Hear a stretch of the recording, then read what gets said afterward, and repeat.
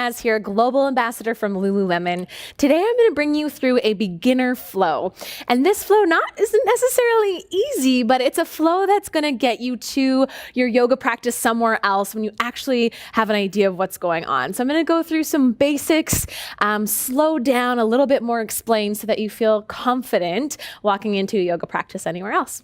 So we're going to get started. Today I'm going to use 2 blocks, but these blocks could easily be books that you have. You could use a water bottle for certain things. So I'm going to kind of take you through what that will look like, but we're going to start seated. The reason why I love blocks for beginners is that sitting sometimes is one of the biggest obstacles. So today I'm going to place 2 blocks. This could be cushions or blankets, whatever you have. And I'm going to sit up nice and tall on them, so that when I cross my legs, my knees are a lot lower than my pelvis, and this takes off a lot of the pressure that people feel sitting. So just know that, and especially if you're going to a yoga practice, look for props, look for blocks, because that will definitely give you just a little bit of support and for you to feel a bit more comfortable. So I'm in Sukhasana, which is easy sitting pose. I've got ankle crossed on top of ankle this way. This feels really good for me, but if you're feeling like not working out so much, you can also try kneeling this way. So I've got my knees together, my shins are a bit wider, and I'm still seated up on blocks. So go ahead, finding sort of your own position here and figuring out what's going to serve you best. Often in most yoga practices, we start with a grounding. And this is just a way to kind of make some space around our day and really feel like we've arrived in our bodies and on our yoga mats. So the first part of the practice is just something really simple that I'm going to take you through. If you're not comfortable yet closing your eyes, it's totally fine. You can keep them open. So we'll start placing the hands just comfortably on the legs. It doesn't have to be anything fancy, just whatever feels good. A note here is that when the palms are facing up, this is sort of more about bringing the energy in. It has sort of this feeling of receiving. So often if I'm more tired, my palms will face up, and this is sort of like I'm ready to receive energy and feel good. When palms face down, it's a bit more of a grounding energy. So if you've had a really busy day and your thoughts are kind of all over the place and things feel chaotic, I'll often go with palms down. And that's just a simple little tool to help sort of meet you wherever you're at in the practice. So I'm going to go palms facing down.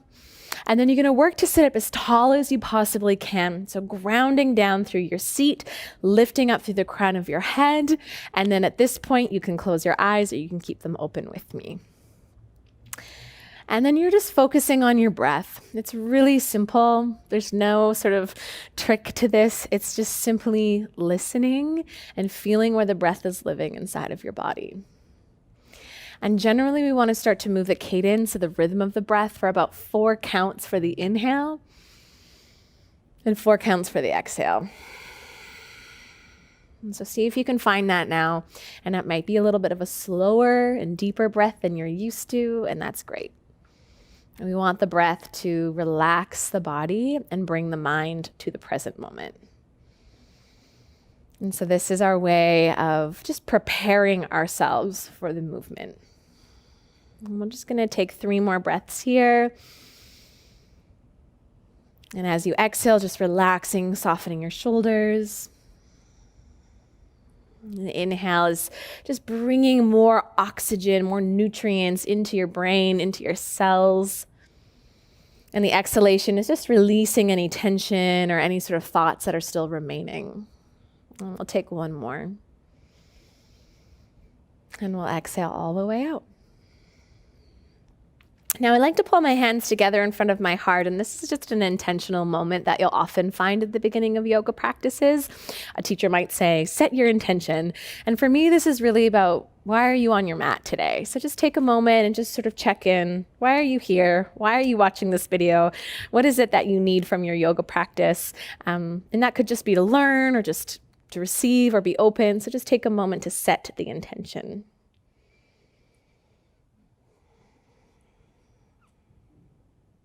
And when you've completed that, you can release your hands, lift your head, open your eyes, and we're going to start on our hands and knees. And if you have your blocks, you can just move them to the side. And we're gonna start in tabletop. And in our tabletop position, we want to find that our shoulders are directly over our wrists. And you want to spread the fingertips and really sort of grip the mat. Often the biggest complaint with beginners starting yoga is that their wrists really hurt. And I find that just bringing in some gentle pressure into the hands helps to protect the wrists. Another thing you want to pay attention to is this L shape of the hand really needs to root down. When that part gets a little bit lazy, the pressure ends up on the outer edges of the hands and you're going to start to feel the wrists begin to hurt. So let's find nice grip in the hands, shoulders over wrists, walk the knees back underneath your hips, and tuck the toes. The first basic posture is cat-cow. The inhale opens the chest up, and the exhale rounds the spine, tucks chin into chest. Finding this at your own pace, inhaling to open and exhaling to round. A lot of yoga classes will link the breath and the movement. And so I like cat-cow because it starts to do that for you. So paying attention to breath and body. See if you can move those two things together. And just know that it's going to be normal. Thoughts are going to enter the mind. You're going to forget about the breath sometimes. That is totally normal and okay. We just want to come back to the breath as much as we can because that's what's going to create the presence. So we're going to come back to neutral spine. Untuck the toes and take the knees as wide as your mat and then sit your hips back and walk the hands forward. This is known as child's pose. Where the blocks can be really handy here is placing a block between your forehead and the mat because sometimes the forehead doesn't touch, and again, totally fine. The other place you could pop your block is between your heels and your sit bones, and that will take some pressure off the knees as well. So you can go ahead and fiddle around with the posture, see what feels good for you. Breathing here in your child's pose, stretching out your spine. And child's pose is a really grounding pose. It's a really nice way if you're feeling a little anxious or a little overwhelmed. Taking a child's pose can really help and support that. And then we're going to come up onto our hands into our knees. And we're going to find downward facing dog, which is often the most confusing posture and the most used posture. You'll often hear teachers say that downward facing dog is a resting pose. It definitely does not feel like that in the beginning. So just know that this is a challenging posture. So from tabletop as a reference, take your hands forward so you can see that there's a diagonal here in my hands and my arms. Tuck the toes and then send your hips up so you are in an upside down V shape. And then bend your knees here a lot. We're still gripping with the fingertips so that we have a nice connection in the hands. And then instead of trying to straighten the legs, because what will happen is that your back will round like this, I prefer you to bend your knees and send your hips back so you create this nice long line of energy in the spine. Now this is toning the muscles in the body. It's also really good for your bones. And you want to make sure that in the challenge of this posture, you are breathing. And just be here for one more breath if you can. If you ever need release, the knees can just drop down to the floor at any time. Now we're going to look forward and we're just going to tippy-toe the feet to the top of the mat. And when you come to the top of the mat, you want to measure hips distance apart. And the easiest way to do that is to take two fists, bend your knees a lot, and stick those two fists between your feet. And that is going to be your measure, your fit for your forward fold. So find that now. You want your second toes to point straight ahead so you have nice parallel feet. And again, blocks or even water bottle here, it can work really well just to create a little bit of space. So this makes your arms a lot longer and the floor a whole lot closer. If you've got your blocks, these bad boys can be right here and just gives you some release. It's important to remember as a beginner too that we want to just get our legs straight. We want to, get as deep as we can. Bend your knees to release the spine versus trying to straighten the legs and round the back. So just remember that as we start to flow through. Inhale, we're gonna come into a halfway lift, and all this is just starting to find length in the spine. So think about the crown of the head reaching towards the front of the room. Spine is getting nice and long. We're looking forward, and then as you exhale, fold. If you don't have blocks, that's fine. Take the hands to the shins, as you can see here, and I'm just creating space here. This is just resetting and elongating the spine, and then I come back down into forward fold. Let's try that one more time. Inhale, lengthen, halfway lift, and then exhale, breathe out. Here, we're going to take the hands onto the hips. We're going to come back into halfway lift, draw the elbows and shoulder blades towards one another, and let's come to stand all the way up. This is Tadasana, mountain pose. Hands drop beside you. Standing nice and tall, I'm going to bring you through sun salutations A. Nice and simple. Take the arms up. Inhale. Palms are going to come together. Bend your knees, and let's come back to forward fold. Just like we did before, halfway lift, and exhale, fold. Now we're gonna step into high plank. So this is a top of push-up position. It's a lot of core work involved and definitely a lot of muscle engagement. So if you're here and you're like, oh, it's too much, just take your knees simply to the floor like this. That's gonna take the pressure off the hands. And I'm still finding shoulders over wrists. I've got that nice grip in my hands, look forward.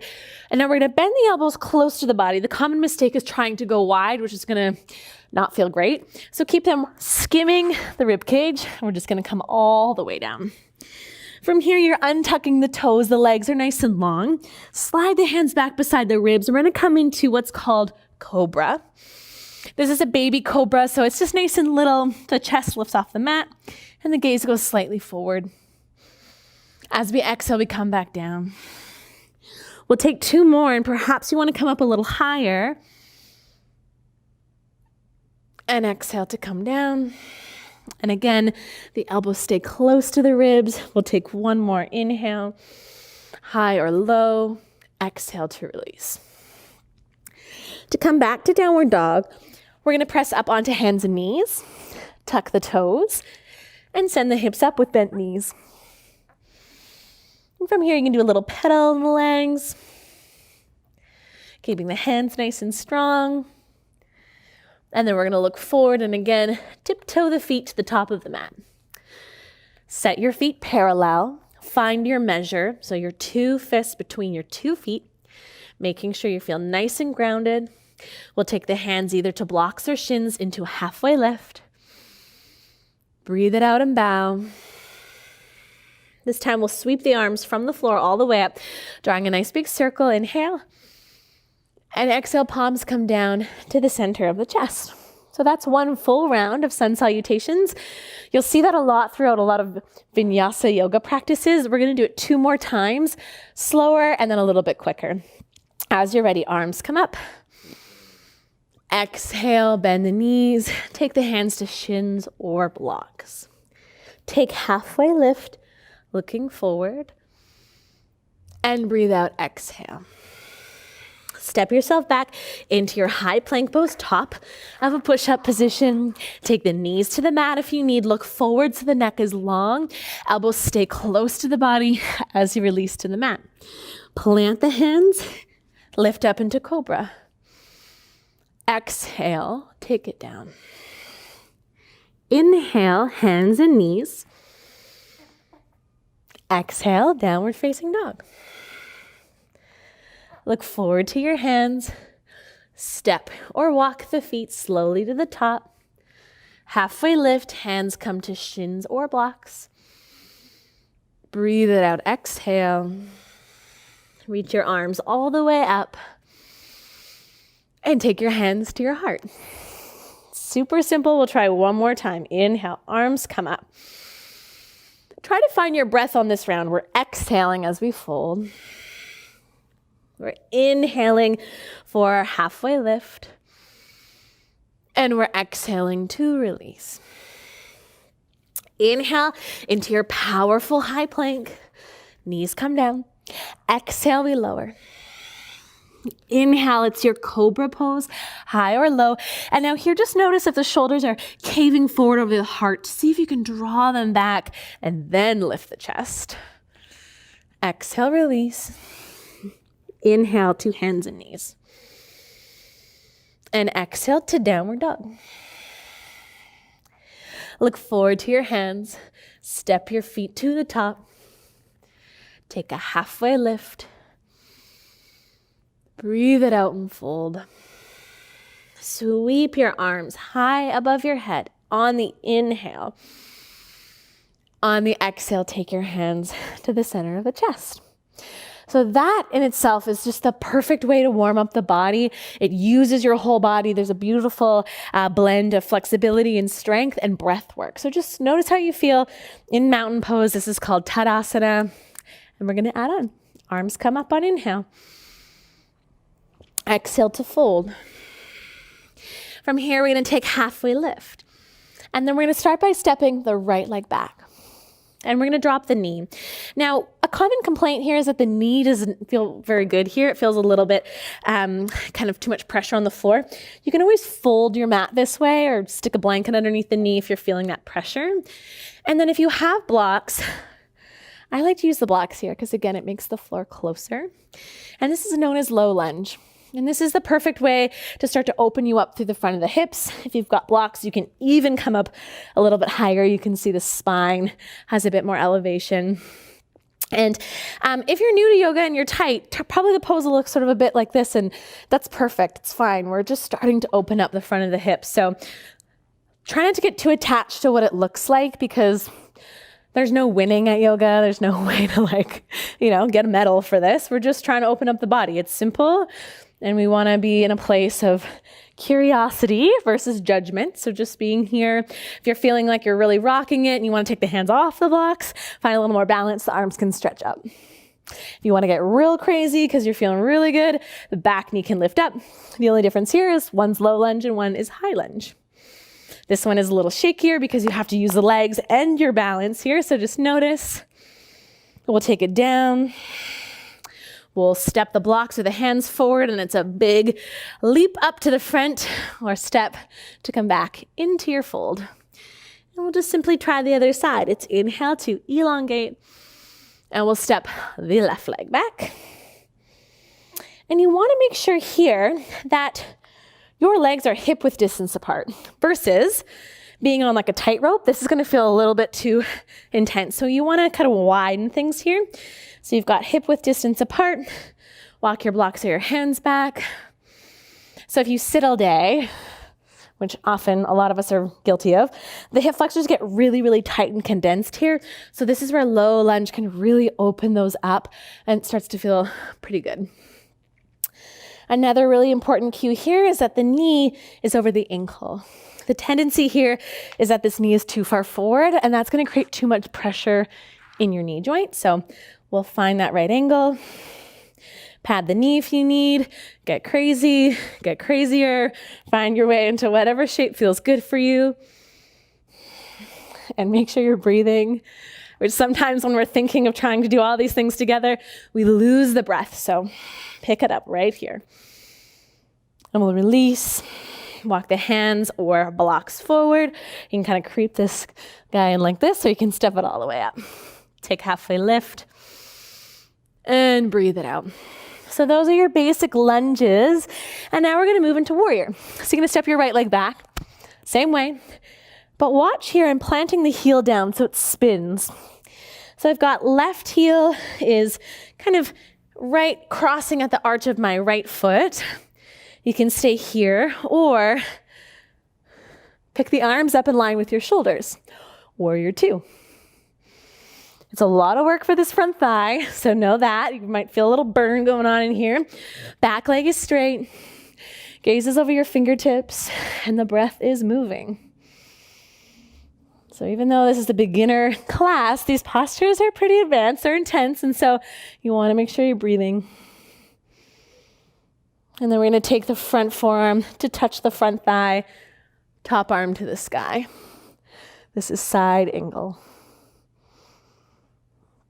And we'll take one more breath here. And then we're going to release. Hands to blocks or floor. Unhook your back heel. Step it forward. Take halfway lift. And change sides. So I've got a nice long stance, just like we did with lunge, but we're spinning the heel down.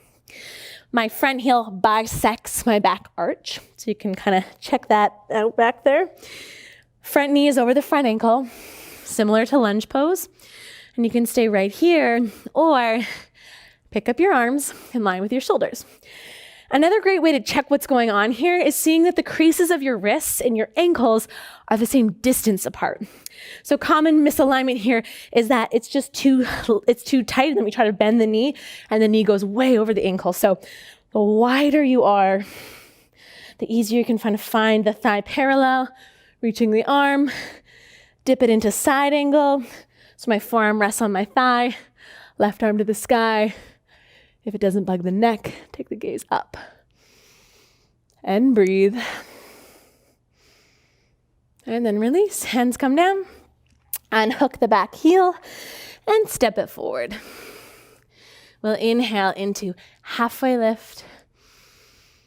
And we'll breathe it all the way out. We'll sweep the arms high above the head and take the hands to your heart. Tadasana. Now we're going to take a really simple balance, but balancing on one foot is not always simple. But this is probably the most simplistic balance we have in the practice. So you're going to shift the weight over into one foot. And you're going to pick up the other foot, and this foot can be placed anywhere inside the leg other than your knee.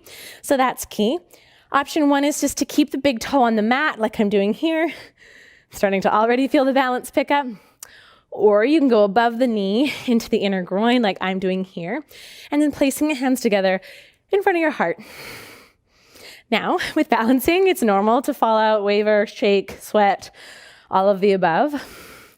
Remember, it's not about nailing the posture, it's just about trying the posture. So here, hands come to the chest, breathing, finding the connection down with the foot that's being placed onto the mat. Arms come up, reaching them over the head. Often in balanced postures, we want to hold the breath, see if you can still find the fluidity in the intensity.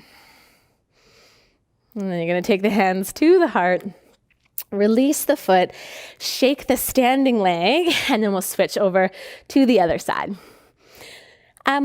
Remember too, like if you're here on the mat and things are feeling like you really can't find the balance, you're at home right now, probably somewhere. Grab a wall. Use the wall if you need that extra support, especially as you're starting out. That can be really helpful. And bring the hands in.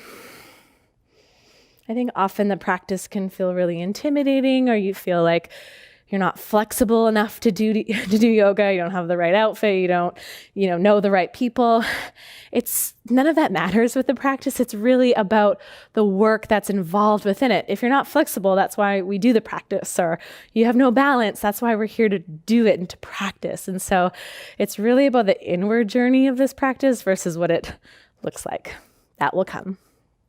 But it's not the goal. Take the arms up. Every day the balance is different. Some days we nail it, some days we don't. And all of it's perfect, all of it's okay. Take the hands back together in front of the heart. And release. Shake your legs out. And now we're going to move to the floor. Pretty simple. So you've got your lunges, you've got your warriors, you've got a balanced posture, and now we're going to start to take some postures on the mat. So you can go ahead and sit. And we're going to take one leg out in front of us, and we're going to take the other leg in. So it's literally your tree pose, but now we're seated. We're going to flex the right foot. Left heel is in towards the inner groin. And we're going to sit up nice and tall. And you might already be feeling your hamstring here, which is totally fine, totally normal. If you wanted to go a little bit further, you can start to walk the hands forward. Now, if you had a strap here or a sweater that you kind of sling around your right foot and hold on to it, you might find that helps you. But it's really just sort of a curiosity in this posture. What works for me here? What doesn't? If you feel like you have some opening here, you can walk the hands a little further. This posture is great to open up the back of the right hamstring. So just the back of the thigh, and then also for the lower back as well. So those of you that have kind of crunchy, painful lower backs, especially if you stand a lot, this is a really nice way to relieve that. And then as we inhale, we'll come up. You're gonna keep the same leg stretched. Pull the left knee in, and this knee is going to just come across. Your right elbow is gonna link across your left knee. Sometimes this can feel confusing, but right elbow, left knee. And we're gonna take a twist over to look at the left shoulder.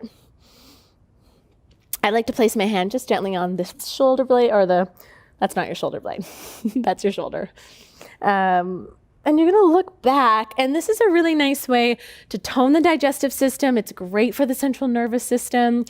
You might feel a couple little clicks in the spine, totally normal. And then come back to the center, maybe a little counterbalance. Come back, swap your legs. Take the sole of the right foot in. Left leg is long, flexing the left toes, sitting up tall. Also, if you feel like it's harder to bend forward, if you take a prop underneath your sit bones, this angle is going to also help you come forward. So just note that.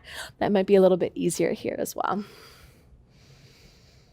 In forward folds, we're focusing on the breath. We're trying to keep the hips square and finding our alignment. And again, the goal isn't to reach your toes, it's just to get the stretch. And then we'll come up.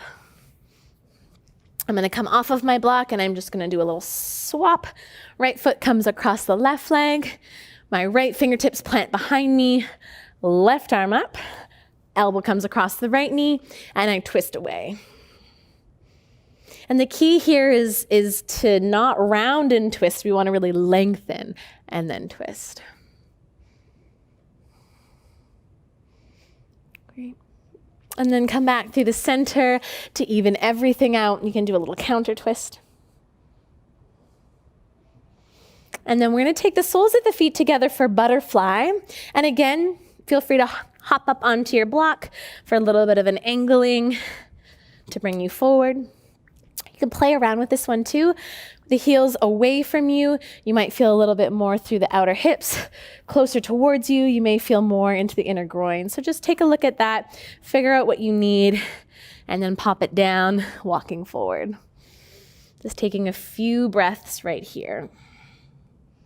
Relaxing the chin into the chest. Giving your head a little shake, yes and no.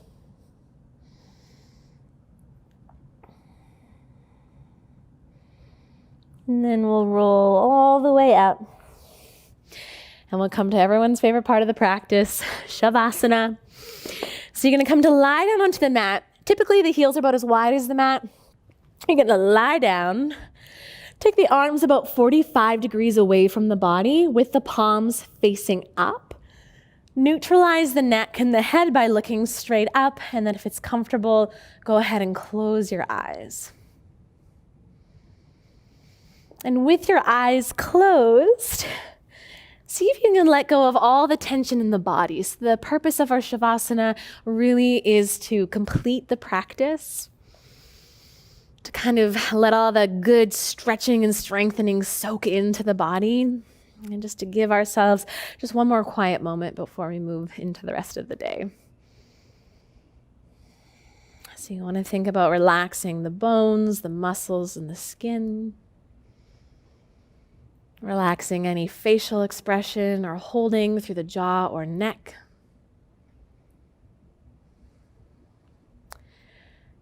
And it's normal to think here or kind of get caught up, but just see if you can just come back to the way the breath feels and the heaviness in the body. And to come out of Shavasana, if you'd like, it's also your life and you can stay lying down as long as you'd like, but to come out, you'll just wiggle the fingers and the toes, just gently move the hands and the feet a little bit, cradle the knees into the chest and kind of rock a little side to side. Ultimately, we'll come to sit again, however you'd like. So you can build your blocks, sit up cross-legged or kneeling. And to close the practice, we'll draw the palms in together in front of the heart. And for me, this is a sort of a sign of gratitude for myself, for carving out the time and the space in my busy life to pay attention to my physical form, to my mental health, and to my emotional body. And just bowing the head in just to sort of seal that moment for yourself. Take a deep inhale and a deep exhale. I hope that this practice has clarified a few things for you and that you leave feeling a little bit more calm and open and have a beautiful rest of your day. Thank you so much.